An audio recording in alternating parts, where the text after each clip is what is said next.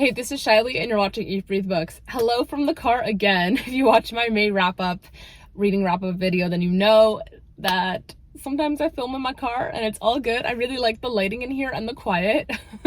Today I'm going to be talking about books that I hope I will read in June.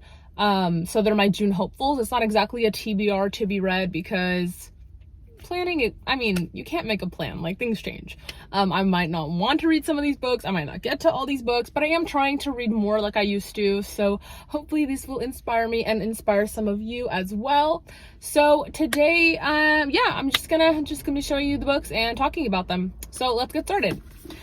The first one I started actually at the end of The first book here I actually started at the end of May. It's Always Never Yours by Emily Wibberly and Austin Siegmund-Broka.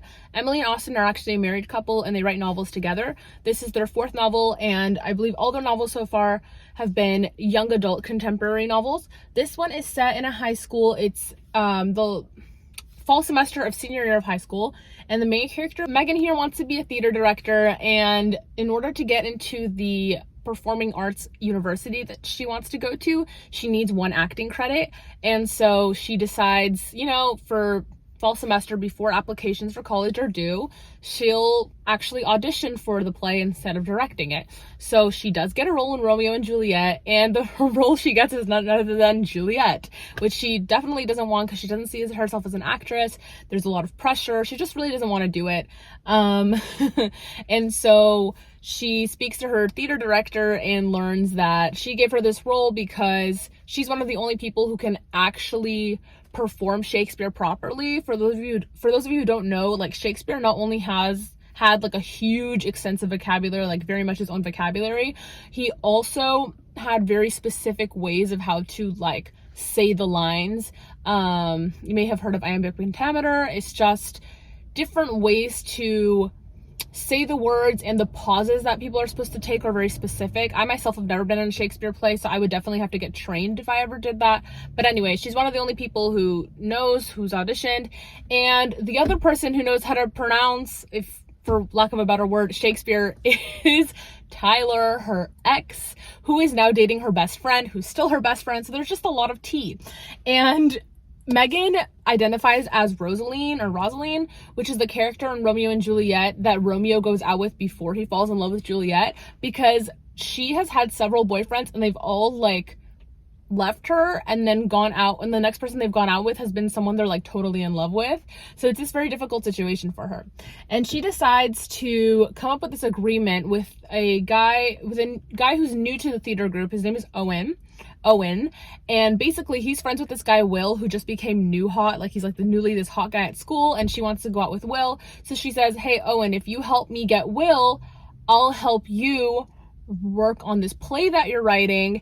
And the play he's writing is from the point of view of Rosaline, so they have to kind of like pick each other's brains and then get to know each other that way. Yeah, I'm really enjoying it so far, and definitely am planning on finishing it this month, so maybe pick this up too if you're a theater nerd or just like reading books with drama. The next book I plan on reading this month is Josh and Hazel's Guide to Not Dating. The glitter is kind of annoying, so I'm going to put the book down and talk about it. This is by Christina Lauren. They are a female duo. They're two friends, Christina and Lauren, hence the pen name Christina Lauren. And they write primarily new adult, like people in their 20s and 30s, contemporary romance novels. And I've read one from them. I read The Unhoneymooners, which I really enjoyed. This one is called Josh and Hazel's Guide to Not Dating, and it's about two people, Josh and Hazel, who've known each other since college, and they couldn't be more different. I think Josh is more of like the datey type, and Hazel is more of like the just having fun, like flingy type is what it sounds like. And they decide to start, you know, dating people again after some mishaps that they went through, and they decide to set each other up on double dates, or I guess they're on those dates together. But sounds like there are a lot of mishaps and shenanigans and hijinks that ensue, and I'm sure they will fall in love with each other by the end. So yeah, I heard about this book a couple years back and have always wanted to read it, and now people are really hyping it up on Book Talk again, so I'm excited to check this one out. If you've watched any of my recent come book shopping with me / come book browsing with me vlogs, if you haven't, I'll put the links in the bio, but if you've watched them, then you know I've really been wanting to read this novel. This is Happily Ever Afters by Elisa Bryant. Again, the glare is kind kind of annoying. So I'll just put the book down again. But this is about a girl who is starting freshman year of college and is super excited because she got into a creative writing program, but she gets to class, she gets to the workshop class, and suddenly her words are just gone. And her friend gives her this idea like, hey, maybe you need to find kind of like a romance, you know, fall in love on your own, find a romance of your own so that you can be inspired and write a really great love story. So she's like, okay, yeah, you're right. So she compiles a list of romance novel inspired things that she could do to fall in love. That kind of reminds me of the way you make, what's it called? I Believe in a Thing Called Love by Marine Gu. In that novel, this girl tries to fall in love by doing a bunch of things people do in K-dramas, but this one's kind of similar, but it's through novels. And someone does catch her eye. She tries to fall in love with him, and I'm really excited because I love reading about readers. I mean, yeah, well, she's a reader, but I love reading about writers, aspiring writers. I'm really excited. And the cover is so cute. Like, look, she's like sitting there dreaming, and they're like laptop stickers all over. See, they're so annoying. Laptop stickers all over her laptop, like very relatable, I think, to a lot of young people these days. I have stickers on my laptop case as well. So yeah, I'm excited for this one. The next novel I'm hoping to read is actually a reread. It's Vampire Academy by Richelle Mead.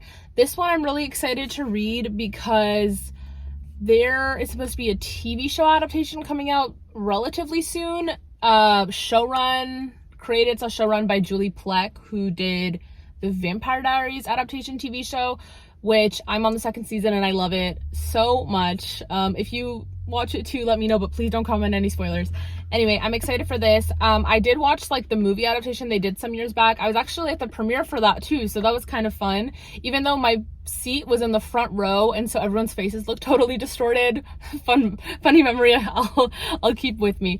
But yes, I did watch that movie, but I am curious to see how they will do the TV show, and to prepare for that, and also because I've really just been meaning to continue on with the series, I would like to reread the first novel this month and then hopefully continue with the series, as I've heard really good things and I love vampire stories, and I really want to read the spin-off series Bloodlines because I heard it's even better. The next novel is Take Me Home Tonight by Morgan Matson. This is her newest release, a contemporary YA novel, young adult novel, about two best friends who are theater nerds who go to New York City, but they have a night of hijinks, mishaps, and shenanigans. Their phones get destroyed, they have family drama, they witness some bad theater, they meet some Pomeranians, all this crazy stuff going on. They hop to different parties, meet different boys. Sounds like a crazy night. It reminds me of Booksmart, that film that Olivia Wilde directed. I'm excited to read this one. Obviously, I love reading about theater nerds, as you already know. I love the cover. I think it'll be fun for Matson to just take us through New York City for a night. The next novel I'm so excited to read, I literally might just read it after I finish Always Never Yours. Oh, and I need to finish the rest of the story by Sarah Dessen, right? Okay, it's Counting Down With You by Tashie Bhuiyan. I am so freaking excited. This is her debut novel. She's very cool because this novel recently released. She literally just graduated from college. But also, if you're an aspiring writer and you're older than her and you haven't made it yet, that is completely okay. Don't let other people's successes make you feel like you're coming short. It's not true, and everybody will be successful in their own time. Okay, so this is a novel about a girl named Karina, I believe. Yes, Karina. And she is a straight A student. She's a school tutor. She tutors the bad boy at school named Ace. And when her parents go out of town to Bangladesh for, I think, like 4 weeks, around a month, she starts fake dating Ace. I'm not exactly sure why, and I don't really want to know so much before going into it. I just want to dive in. But yeah, dating the bad boy sounds up my alley. I'm very excited. I haven't read like a dating the bad boy story in a while, so I'm looking forward to it. I heard that this book is remarkable. I heard that there's a lot of really great witty banter and sweet moments, and I'm so excited to dive in. Okay, hello. Sorry if the angle changed a little bit. My phone actually overheated, so I had to take a break, but I'm back. Okay, the next novel that I'm going to talk about that I'm hopefully going to read in June is Excuse Me While I Ugly Cry by Joya Goffney. I'm so excited to read this. It reminds me of Read It and Weep, which is a Disney Channel original movie that I grew up watching and I still love to this day. If you haven't watched it, please check it out. I believe it's on Disney+. So this is a young adult contemporary novel about a girl who keeps a journal where she writes down all her fears, and somebody finds the journal and posts one of her fears list on Instagram and blackmails her into conquering 7 of her fears. And she teams up with this guy who was the last person to have the journal in order to track down the person who has it now, who's blackmailing her. I heard that this book is like full of just lovely banter, and that also the main character really explores her racial identity, which is going to be, of course, really great to read about. Like, I love stories about people exploring their identities, so I'm very excited to read this. I love the cover, and I believe this is a debut novel, so yeah. And the next book I'm hoping to read, I believe, is also a debut novel and also a new release, and that's Last Chance Books by Kelsey Rodkey. Look at this cover. This is about a guy and a girl whose parents each own a restaurant. No, not a restaurant. I'm thinking of that movie Pizza My Heart. No, they each own a bookstore across the street from each other. The girl's parents own an indie bookstore that they've had in their family for generations, and the guy's family, I believe, owns more of like a bigger chain bookstore, and so there is rivalry. I'm sure there's gonna be great commentary in here about like supporting your indie bookstore and like difficulty when you want to support an author but budget and like things like that, which should be interesting. Okay, the back is also really cute too. I'll read it to you. It says, this one says brand new books with that brand new book smell you won't find anywhere, especially across the street. And the other one says, buy books from better looking employees. So it sounds like there's gonna be a really sounds like there's gonna be a really like fun rivalry to read about and romance for sure. So I'm so excited to read this. Lastly, a book I'm hoping to read, I really don't know what I'm going to get to this month, I hope I do read a good amount, is The Cruel Prince by Holly Black. This is the first in I thought it was a trilogy, but I think it's a series now, or maybe it's a trilogy with a novella collection. This is a fantasy novel about this girl named Jude who, when she was 7, she witnessed her parents getting murdered by this creepy guy that showed up at her door, and she has 2 siblings and they all live in the modern world, but then this creepy person basically kidnaps them and takes them away to this land where things are more magical, and they don't have that modern stuff like the technology and everything. They obviously also don't have their parents, and I think Jude is a human, but her like siblings and the creepy man and people there are fae. Ooh, she fell. I think she lives in a land full of fae or fairies, but like she's a human. It sounds like it's gonna be pretty intriguing. I heard there's a guy in this story who has a tail that everyone's in love with, so I'm definitely excited to dive in. I've heard good things. So yes, you know, I did talk a little bit about some YA fantasy novels. Not all of this is contemporary, new adult, or young adult. I'm just holding this up so it doesn't fall. Anyway, I think that's all I'm going to talk about today. So those are books I'm hoping to get to in June. Thank you so very much for watching. Thank you for commenting, subscribing, liking, all that jazz. Feel free to follow me on Twitter at ShileyLovesYou and Instagram at Shiley.Yashar. I put the links in the description as well. Again, thanks for watching and talk to you later. Bye.